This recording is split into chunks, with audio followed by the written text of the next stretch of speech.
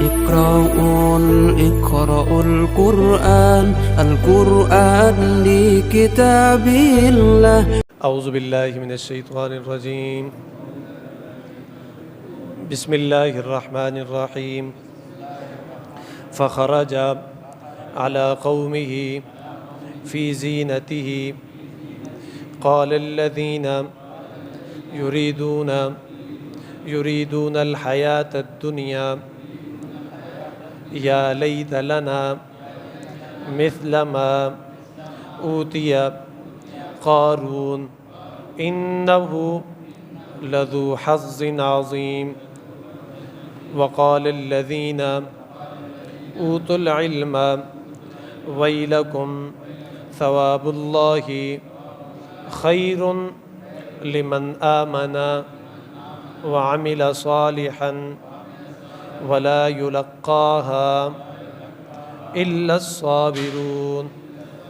فخسفنا به وبداره الأرض فما كان له من فئة ينصرونه من دون الله وما كان من المنتصرين.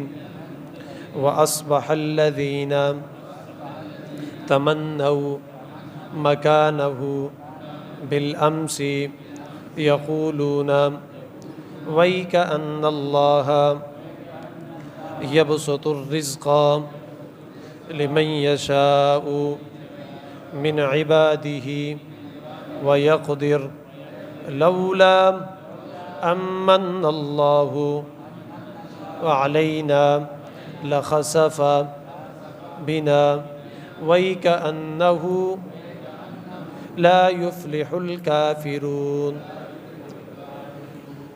صدق اللہ العظیم. کل کے سبق میں ہم نے حضرت موسیٰ اور قارون کا واقعہ پڑھا.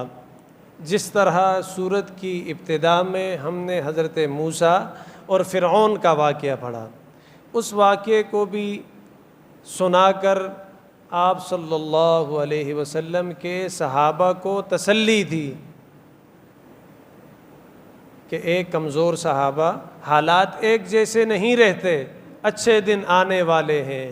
یہ مکے کے جتنے بھی بدماش ہیں جن کے ظلم کا مقابلہ تم کر رہے ہو، یہ ظلم ہمیشہ کے لیے تو نہیں رہے گا.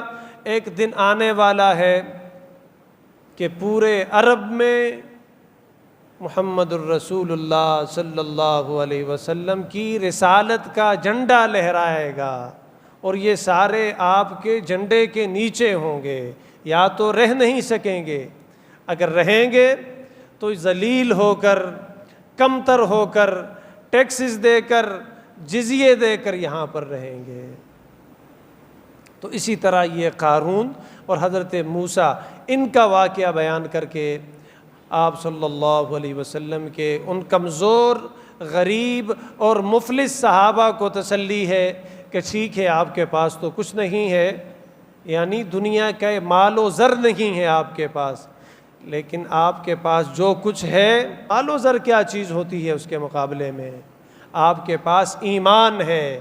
مال تو ہمیشہ نہیں رہتا، ایمان ہمیشہ رہنے والی چیز ہے، اور جس کو ایمان ہمیشہ کے لیے مل جائے اس کے دنیا اور آخرت دونوں میں مزے ہیں. مال کا ملنا، اس لیے حدیث میں بھی آتا ہے، آپ صلی اللہ علیہ وسلم نے فرمایا کہ اللہ دنیا اسے بھی دیتا ہے جس سے راضی ہو، اور اسے بھی دیتا ہے جس سے ناراض ہو، لیکن اللہ ایمان اس شخص کو ہرگز نہیں دیتا جس سے اللہ ناراض ہو.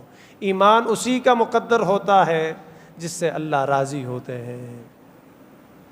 تو آج کے سبق میں وہی قارون کا واقعہ ہے، وہی تسلسل ہے کل والا. قارون یہ حضرت موسیٰ کا چچا زاد تھا، اس کا اصل نام منور تھا، بڑا مالدار تھا. اس کو اپنے مال پر غرور تھا، گمنڈ تھا، فخر تھا، اتراتا تھا. تو کچھ لوگ اس کے پاس گئے، نیک لوگ، اور کہنے لگے دیکھو اللہ نے تمہیں مال سے نوازا ہے اور اس مال کے کچھ حقوق ہیں، ان کو بھی ادا کرو.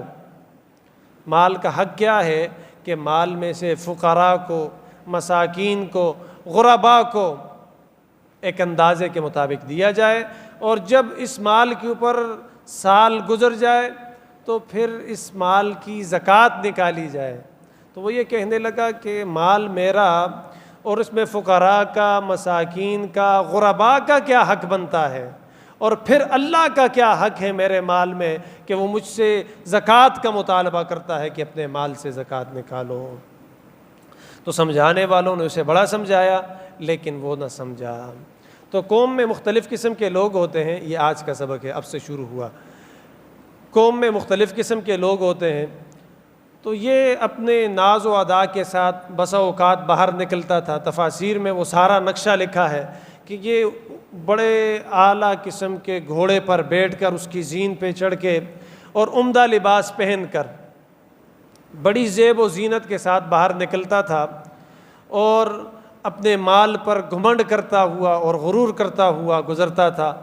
تو جو دنیا دار قسم کے لوگ ہیں، جو مال سے مرغوب ہوتے ہیں، وہ اس کی ظاہری ٹھاٹھ باٹھ کو، شان و شوکت کو دیکھ کر ان کے منہ میں پانی آتا، ان کے منہ سے رال ٹپکتی، پانی نکلتا۔ تو وہ کاش کہ اس طرح مال ہمارے پاس بھی ہوتا، اس کی کتنی اچھی قسمت ہے کہ اس کے پاس اتنا زیادہ مال ہے۔ تو لوگوں نے انہیں سمجھایا، جو اچھے لوگ ہوتے ہیں، امر بالمعروف اور نہی عن المنکر کرنے والے، کہ دیکھو مال کے اوپر اتنا زیادہ تعجب کرنا، یہ مال تو عارضی چیز ہے، اس پر تعجب مت کرو۔ تعجب تو کسی کے علم پر کیا جائے، دینداری پر کیا جائے، تو تم مال پر تعجب کرتے ہو، بڑے عجیب ہو۔ اور بعض لوگ ایسے تھے جن کو اللہ نے علم دیا تھا، وہ اس کے پاس جاتے، علم والے اور نیک لوگ، وہ اسے کہتے کہ دیکھو تمہیں اللہ نے مال دیا ہے، تمہیں نصیب ہو، لیکن اس مال کے کچھ حقوق ہیں، ان کو جب تک ادا نہیں کرو گے تو تم اللہ کے مجرم ہو، زکوٰۃ دینی پڑے گی۔ انہی میں سے، کیونکہ پیغمبر سے زیادہ تو کوئی نیک نہیں ہوتا زمانے میں، تو حضرت موسیٰ بھی تشریف لے گئے، اس سے کہنے لگے کہ اے میرے چچا زاد بھائی، یہ مال اللہ کی عنایت ہے، اللہ کی عطا ہے، اس میں سے کچھ نہ کچھ اللہ کے راستے میں دو۔ اگر تم صدقہ نہیں کرتے، عطیات نہیں کرتے، خیرات نہیں کرتے، زکوٰۃ تو دو جو فرض ہے۔ جس طرح زکوٰۃ اس امت کے امتیوں پر فرض ہے، ٹھیک اسی طرح زکوٰۃ ان پر بھی فرض تھی، حضرت موسیٰ کے امتیوں پر، لیکن مقدار میں فرق تھا۔ ان پر چوتھائی حصہ فرض تھا، چوتھائی حصہ، لیکن ہماری جو شریعت ہے اور آپ صلی اللہ علیہ وسلم کی جو امت ہے، آپ صلی اللہ علیہ وسلم کے صدقے سے اس امت پر چوتھائی حصہ زکوٰۃ نہیں بلکہ 40واں حصہ، یعنی 100 روپے میں سے 2.5 روپے، 200 میں سے 5 روپے، اور 500 روپے میں سے کتنے ہو گئے؟ 400 میں سے 10 روپے نا، 400 میں سے 10 12.5 روپے۔ تو اسی طرح 1000 روپے میں سے کتنے بن گئے؟ 1000 روپے میں سے 25 روپے، یہ زکوٰۃ ہے۔ تو حضرت موسیٰ نے بھی انہیں سمجھایا کہ زکوٰۃ دو تاکہ تم اللہ کے قہر سے، اللہ کے غضب سے بچ جاؤ۔ تو وہ کہنے لگا اللہ کون ہوتا ہے زکوٰۃ لینے والا؟ چونکہ یہ بظاہر تو مسلمان تھا نا، یہ زکوٰۃ کا، نماز کا، حج کا مطالبہ، روزوں کا مطالبہ تو مسلمانوں سے کیا جاتا ہے۔ آج تک کسی نے کافر کو یہ نہیں کہا کہ اپنے مال میں سے زکوٰۃ دو، کیونکہ یہ تو ایمان کے ساتھ تعلق رکھتی ہیں۔ یہ بظاہر مسلمان تھا، لیکن وہ حضرت موسیٰ کے ساتھ اس بات پر اڑ گیا اور کہنے لگا کہ میں زکوٰۃ نہیں دینا۔ جب کوئی زکوٰۃ کا انکار کر دے تو لازمی بات ہے یہ تو اللہ کا حق ہوتا ہے۔ تو اللہ نے پھر اپنا عذاب بھیجا۔ وہ کیا عذاب ہے؟ اس عذاب کا ذکر آج کے سبق میں ہے۔ پھر جن لوگوں نے اس کے مال پر تعجب کیا تھا کہ اوہ یہ کتنی زینت کے ساتھ، ٹھاٹھ باٹھ کے ساتھ، شان و شوکت کے ساتھ نکلتا ہے، پھر انہوں نے توبہ کی کہ شکر ہے کہ وہ غرق ہو گیا، ہم اس کے ساتھ غرق نہیں ہوئے۔ بس یہی آج کا سبق ہے، اس پر یہ قارون کا قصہ ختم ہو جائے گا۔ فخرج، نکلا، کون نکلا؟ وہ نکلا، وہ کون؟ قارون نکلا۔ علی قومہ، اپنی قوم کے پاس، یعنی اپنی قوم پر گزرا، اپنی قوم کے سامنے نکلا. اور کس طرح نکلا یہ آپ کو بتا دیا. فی زینتہ، اپنی ٹھاٹھ باٹھ کے ساتھ. قال الذین، کہا ان لوگوں نے، یریدون، جو ارادہ کرتے تھے، الحیات الدنیا، دنیا کی زندگی کا، دنیا دار. کہنے لگے یا لیت لنا، کاش کہ ہمارے لیے بھی ہو، کاش کہ ہمارے لیے بھی ہو. کیا ہو؟ مثلا، اس طرح، ما اوتی قارون، جو کچھ دیا گیا ہے قارون کو، کاش کہ یہ ہمارے پاس بھی ہوتا. تو یہ کاش کسی کام کی نہیں ہے. حدیث میں ہے آپ صلی اللہ علیہ وسلم نے فرمایا کہ صرف 2 چیزوں پر کاش کرنا بس جائز ہے. رشک کرنا جائز ہے. کاش کا معنی رشک، کہ یہ ہائے یہ میرے پاس بھی ہوتا. 2 چیزیں ہیں، اس کے علاوہ کسی چیز پر بھی رشک کرنا جائز نہیں ہے. ایک یہ کہ کوئی قاری ہو، قرآن کی تلاوت کرتا ہو، اللہ نے اسے قرآن کی دولت سے نوازا ہو، جب وہ قرآن پڑھتا ہو تو سننے والوں کو مزہ آتا ہو، انہیں سکون ملتا ہو، ان کی روحوں کو تازگی ملتی ہو، تو اس وقت کہیں کاش کہ اللہ نے اس دولت سے مجھے بھی نوازا ہوتا تو میں بھی ٹھہر ٹھہر کر مزے کے ساتھ، اطمینان کے ساتھ، لہجے کے ساتھ، ترتیل کے ساتھ، تسہیل کے ساتھ اس قرآن کی تلاوت کرتا. ایک اس مقام پر کاش کرنا جائز ہے، رشک.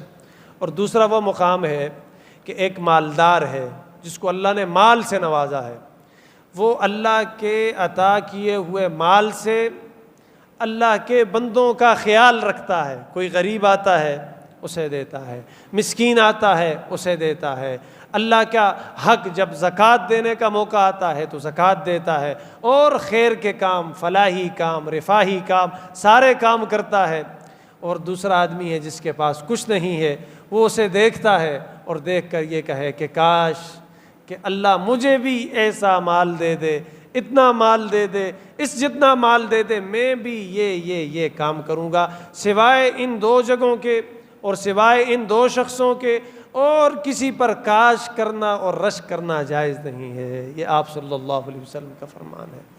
اور اگر کسی کے پاس کوئی چیز آدمی دیکھے، کوئی اچھی چیز ہو، اچھی گاڑی ہو، اچھا گھر ہو، اس کے بچے اچھے ہوں، تو اس کے ساتھ جلنا نہیں چاہیے، بلکہ اس کے لیے دعا کرنی چاہیے کہ بس اللہ اور برکت عطا فرمائے، ماشاء اللہ، تبارک اللہ. اور دل میں یہ کہنا چاہیے کہ یا اللہ جس طرح یہ آپ کا بندہ ہے، آپ نے اسے نوازا ہے، تو میں بھی آپ کا بندہ ہوں، مجھے بھی نواز دیں. حسد نہیں کرنا چاہیے. حسد اتنی گندی چیز ہے. حدیث میں آتا ہے کہ یہ جو حاسد ہوتا ہے یہ دراصل اللہ کی تقسیم پر ناراض ہوتا ہے. یہ کہتا ہے کہ بس یہ اللہ نے اسے کیوں دیا، یہ مجھے دینا چاہیے تھا. تو اللہ پر تو کوئی زور نہیں ہے، زبردستی نہیں ہے. وہ تو غنی بادشاہ ہے، جس کو چاہے جب چاہے جتنا چاہے دے دے، کوئی اسے روک نہیں سکتا.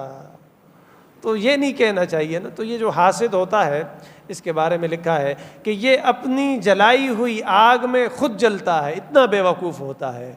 بھلا ایسا بھی کوئی ہوتا ہے کہ جو خود آگ جلائے اور اس آگ میں خود کود جائے؟ تو یہ حاسد کی مثال بھی وہ ہے کہ یہ خود آگ جلاتا ہے، پہلے اندر جذبات، حسد کے جذبات پیدا ہوتے ہیں کہ اسے کیوں مل گیا، پھر اسی میں یہ گر جاتا ہے.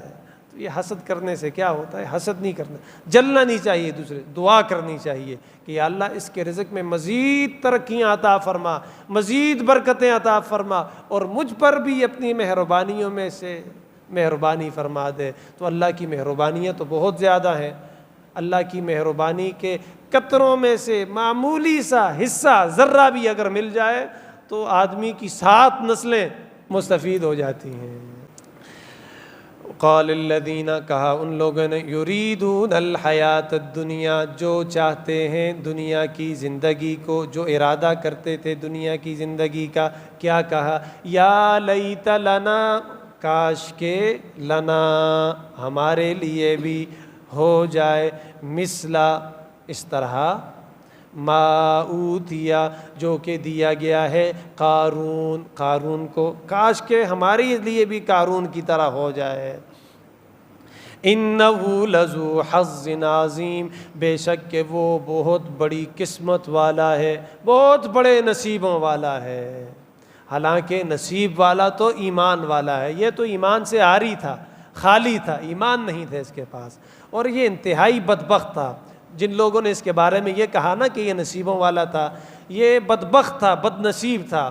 حالانکہ اس کی بد نصیبی کا اندازہ آپ یہاں سے لگائیں کہ یہ حضرت موسیٰ کا چچا زاد ہے، اس کے والد اور حضرت موسیٰ کے والد ایک باپ کے بیٹے ہیں، اور وہ بھی بزرگ، اور ان کا جو دادا تھے پردادا وہ بھی بزرگ تھے، اور پردادا کے باپ جو تھے وہ حضرت یعقوب تھے، وہ پیغمبر تھے، اور حضرت یعقوب کے والد حضرت اسحاق تھے، اور حضرت اسحاق کے والد حضرت ابراہیم تھے۔ فارسی والی کہتے ہیں نا، فارسی والے کہ این خانہ ہما آفتاب است، یہ پورے کا پورا گھرانہ سورج کی مانند تھا۔ باپ بھی بزرگ تھا، دادا بھی بزرگ تھا، اور دادے کا باپ پردادا وہ اللہ کا پیغمبر، اور اس کا باپ وہ بھی اللہ کا پیغمبر، اور اس کا باپ وہ بھی اللہ کا پیغمبر۔ لیکن اس کی بدبختی کا اندازہ لگائیں کہ خود یہ بدقسمت، ایمان سے عاری، ایمان سے محروم۔ لیکن جو دنیا دار تھے انہیں ایمان کے ساتھ کیا لگی، وہ یہی کہنے لگے کہ قسمت والا یہ ہے۔ حالانکہ قسمت والا وہ ہے کہ جس کے پاس ایمان ہے، جس کو قرآن پڑھنا آتا ہے، جو حدیث سمجھتا ہے، نبی پاک صلی اللہ علیہ وسلم کے فرامین سمجھتا ہے۔ اس لیے حضرت علی شیر خدا فاتح خیبر داماد پیمبر رضی اللہ تعالی عنہ وہ فرماتے ہیں کہ رضینا قسمت الجبار فینا، ہم راضی ہیں اس اللہ جبار کی قسمت پر، تقسیم پر۔ کیوں؟ لنا علم، اس اللہ نے ہمیں علم دیا، قرآن دیا، حدیث دی، ایمان دیا۔ لنا علم وللجہال مال، جاہلوں کو مال دیا۔ فإن المال یفنا عن قریب، اے جاہلو مال تو عن قریب فنا ہو جائے گا۔ وإن العلم یبقى لا یزال، اور جو علم ہے یہ ہمیشہ رہے گا، اس پر کبھی زوال نہیں آئے گا۔ تو ایمان پر خوش ہونا چاہیے، مالداری پر خوش نہیں۔ ہاں اگر کسی کو اللہ نے مالدار بھی کیا ہے ایماندار ہونے کے ساتھ ساتھ، یہ تو سونے پر سہاگے والی بات ہے۔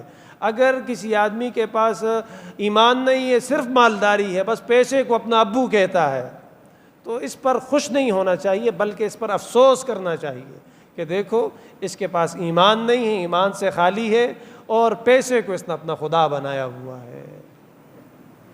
انہو، تو وہ پاگل کہنے لگے، لذو حظ عظیم، یہ تو بڑی قسمت والا ہے، حالانکہ یہ بڑا بدقسمت تھا۔ وقال الذین، کہا ان لوگوں نے جنہیں اوت العلم، علم دیا گیا تھا، علم والے تو سمجھتے ہیں نا، وہ گئے اس کے پاس، یہ بے علمے تھے، جن کے پاس علم نہیں تھا، جاہل تھے، انہوں نے دنیا کو بڑی چیز سمجھا، اور علم والے جب ان کے پاس گئے، اچھے لوگ تو ہر زمانے میں ہوتے ہیں نا، وہ ان کے پاس گئے اور کہنے لگے ویلکم، وہ تباہ ہو جاؤ تم، ہلاک ہو جاؤ تم، ثواب اللہ خیر، بدلہ اللہ کا، خیر وہ تو بہت بہتر ہے، یعنی آخرت بہت بہتر ہے، یا دنیا میں اللہ کو راضی کر دینا یہ بہت بہتر ہے مال جمع کرنے سے۔ حدیث میں ہے آپ صلی اللہ علیہ وسلم نے فرمایا کہ آدمی کے مال میں 3 چیزیں ہیں، بس 3 ہی چیزیں ہیں، اس کے علاوہ کچھ نہیں۔ ایک یہ کہ اس نے جو مال کمایا اور اس کو کھا لیا، اور مال اس نے کمایا پہن لیا، اور آپ صلی اللہ علیہ وسلم نے فرمایا اور جو اس نے اللہ کی رضا کے لیے دیا یہ باقی بچ گیا، جو پہنا وہ گھس پھٹ گیا، جو کھا لیا وہ نکل گیا، بس باقی وہی رہتا ہے جو اس نے اللہ کی رضا کے لیے دیا ہوتا ہے۔ ما عندکم ینفذ وما عند اللہ باق، جو تمہارے پاس ہے یہ جانے والا ہے، یہ کسی اور کا ہے، یہ تمہارے وارثوں کا ہے، کل اس پہ یہ اپنے آپس میں سر پھاڑیں گے، لیکن جو تم نے اللہ کے لیے دیا عند اللہ باق، وہ باقی ہے۔ اس لیے آپ صلی اللہ علیہ وسلم کا فرمان ہے، آپ صلی اللہ علیہ وسلم نے فرمایا کہ جب آدمی مر جاتا ہے تو اس کے ساتھ 3 چیزیں جاتی ہیں، ایک اس کا مال جاتا ہے، اور ایک اس کے رشتہ دار جاتے ہیں، برادری والے، کنبے والے، قبیلے والے، خاندان والے، قبر تک نا، اور تیسرے اس کے عمل جاتے ہیں۔ آپ صلی اللہ علیہ وسلم نے فرمایا کہ 2 چیزیں واپس آ جاتی ہیں، ایک چیز وہاں پہ باقی رہ جاتی ہے۔ جو 2 چیزیں واپس آتی ہیں، ایک تو اس کا مال ہے، واپس جس چارپائی پہ لے کے جاتے ہیں وہ چارپائی واپس آ جاتی ہے، جس گاڑی میں لے کے جاتے ہیں وہ گاڑی واپس پھر وارثوں میں آ جاتی ہے، اور جو وارث لے کر جاتے ہیں وہ بھی دفنا کے جلدی فوراً سے پہلے دفنا کے واپس آ جاتے ہیں۔ باقی صرف ایک چیز رہتی ہے، وہ اس کے نیک اعمال ہیں۔ اگر اچھے اعمال کیے ہیں پھر تو مزے ہیں، اگر برے اعمال کیے ہیں تو پھر ان کی سزا اس نے وہاں پہ بھگتنی ہے۔ وَيْلَكُمْ، ہلاک ہو جاؤ تم، ثواب اللہ خیر، بدلہ اللہ کا بہت بہتر ہے، لمن، اس کے لیے جو آمن، ایمان لایا، وعمل صالحا، وہ اچھے اعمال کرنے لگا، اعمال صالحہ، ولا یلقاها، اور نہیں دی جاتی یہ صفت۔ کون سی صفت؟ یعنی ایمان والی صفت اور عمل صالح والی صفات۔ کن کو؟ الا الصابرون، مگر صبر کرنے والوں کو۔ مال تو عارضی چیز ہے، آج اگر کھانا مل گیا ٹھیک ہے، مل گیا تو روزی ہے، نہ ملا تو روزہ ہے۔ تو یہ صفت جو ایمان والوں کی ہے یہ بڑے قسمت والوں کو ملتی ہے، مال تو ہر ایرے غیرے کو مل جاتا ہے۔ فَخَسَفْنَا بِهِ، تو اس نے جواباً ان کو ڈانٹا اور کہنے لگا تم بیوقوف ہو، پاگل ہو، اور مجھے سمجھانے کے لیے تو میرا اپنا مال ہے۔ تو اللہ نے پھر اسے کیا کیا؟ اللہ تو پھر اللہ ہے نا، وہ سب کچھ دیکھتا ہے، ایک خاص وقت تک ڈھیل دیتا ہے۔ جب پانی سر سے اوپر ہونے لگے اور سرکشی حد سے بڑھ جانے لگے، پھر اللہ بھی پکڑتے ہیں اور بڑا مزیدار پکڑتے ہیں۔ تو کیسا پکڑا اللہ نے؟ فَخَسَفْنَا بِهِ، ہم نے اسے دھنسا دیا، زمین بوس کر دیا اسے۔ تفاسیر میں لکھا ہے اس کا بہت بڑا گھر تھا، عالی شان کوٹھی، اس میں باغیچے تھے، چمن تھے، کیا سے کیا چیزیں تھیں، تو اس پر اسے بڑا ناز تھا۔ اور کس طرح یہ اپنے گھر میں رہتا تھا وہ کل آپ پڑھ چکے ہیں، اپنے بچوں کو گھر کی چھت پہ چڑھنے نہیں دیتا تھا۔ کنجوسی کا یہ عالم تھا کہ بچے اوپر کودیں گے، دوڑیں گے، اچھلیں گے، جس سے یہ چونا اور مٹی وغیرہ نیچے گرے گی، تو پھر میرا کون دوبارہ پلستر کرے گا اور چونا کرے گا، یہ کنجوس تھا نا۔ فخسفنا، ہم نے دھنسا دیا، بھی اس کو، وبدارہ، اور اس کی کوٹھی کو بھی، اس کے بنگلے کو بھی، اس کے گھر کو بھی، کہاں پر؟ الارض، زمین میں، سمیت اس کے گھر کو ہم نے زمین بوس کر دیا۔ فما کان لہ، بس نہیں تھے، لہو اس کے لیے، من فئۃ، کوئی گروہ جو اس کے ساتھ نوکر تھے، چاکر تھے، آگے پیچھے پھرتے تھے، گھومتے تھے۔ تو فما کان لہ، تو اب کوئی نہیں تھا اس کے لیے، من فئۃ، کوئی گروہ آگے پیچھے چلنے والے، ینصرونہ، جو اس کی مدد کرتا، اس لیے کہ اب تو اللہ نے پکڑا ہے نا، اللہ کی پکڑ، پناہ مانگنی چاہیے اللہ کی۔ من دون اللہ، سوائے اللہ کے کوئی اور نہیں تھا جو اس کو بچا سکے۔ وما کان من المنتصرین، اور نہیں تھا وہ انتقام لینے والوں میں سے، وہ تو خود اپنے آپ کا دفاع نہیں کر سکتا تھا تو انتقام کیسے لے گا؟ تو اللہ سے ایک مجال کس کی کہ وہ اللہ سے انتقام لے۔ وَأَصْبَحَ، جب صبح ہوئی، الَّذِينَ، وہ لوگ آئے، کون لوگ؟ جن لوگوں نے کل کہا تھا ہاں اپنی انگلیوں کو دانتوں کے نیچے دبا کر کے اوہو مالدار تو اس کی طرح ہونا چاہیے، ٹھاٹ باٹ اور شان و شوکت تو اس کی طرح ہونی چاہیے۔ جب انہوں نے دیکھا نا کہ یہ اپنے مال و زر اور خزانوں کے ساتھ زمین بوس ہو گیا تو انہوں نے آ کر پھر افسوس کیا اور شکر ادا کیا کہ شکر ہے۔ وَأَصْبَحَ جب صبح ہوئی الَّذِينَ ان لوگوں پر تمنوا جنہوں نے تمنا کی تھی مکانہو اس جیسا ہونے کی، مکانہو اس جیسا ہونے کی تمنا کی تھی، بالامس گزشتہ کل، یقولون کہنے لگے وہ لوگ وَيْكَأَنَّ اللَّهَ تعجب ہے اللہ پر، ارے تعجب کی بات ہے، اللہ یبسط الرزق اللہ ہی تو ہے جو کشادہ کرتا ہے، یبسط کشادہ کرتا ہے، الرزق رزق کو، لمن یشاء جس کے لیے چاہے، من عبادہ اپنے بندوں میں سے، ویقدر اور تنگ کرتا ہے۔ یہ وظیفہ بھی ہے، جس کے مالی حالات تنگ ہوں اسے چاہیے کہ وہ یہ وظیفہ کرے اس آیت کا، اللہ یبسط الرزق اللہ ہی کشادہ کرتا ہے، زیادہ کرتا ہے رزق کو، لمن یشاء جس کے لیے چاہے اپنے بندوں پر، ویقدر اور اللہ ہی ہے جو تنگ کرتا ہے رزق کو۔ تو انہوں نے کہا نا کہ اللہ نے سب کچھ دیا تھا، لیکن بدبخت یہ ماننے کے لیے تیار نہیں تھا کہ یہ اللہ کی عطا ہے، اس کو اپنا کمال سمجھتا تھا۔ وَيَقْدِرُ اور یہ وہی اللہ تو ہے جس نے اب کھینچ لیا، تانگ لیا، تنگ کر دیا، کوئی ہے جو اس کے رزق کو زیادہ کر سکے؟ لولا امن اللہ علینا اگر ہم پر احسان نہ کرتا اللہ، لولا اگر امن اللہ من اللہ اللہ احسان کرتا نہ ہم پر، لخسف بنا تو ہم بھی دھنسا دیے جاتے زمین پر۔ شکر ہے کہ ہمیں زمین میں دھسایا نہیں گیا، ہم نے بھی تو دنیا پر بڑا تعجب کیا تھا۔ وَيْكَأَنَّهُ لَا يُفْلِحُ الْكَافِرُونَ اور کامیاب نہیں ہوتے انکار کرنے والے لوگ۔ سمجھدار تھے، سمجھ گئے۔ اللہم ربنا آتنا فی الدنیا حسنہ وفی الآخرۃ حسنۃ وقنا عذاب النار، وصلی اللہ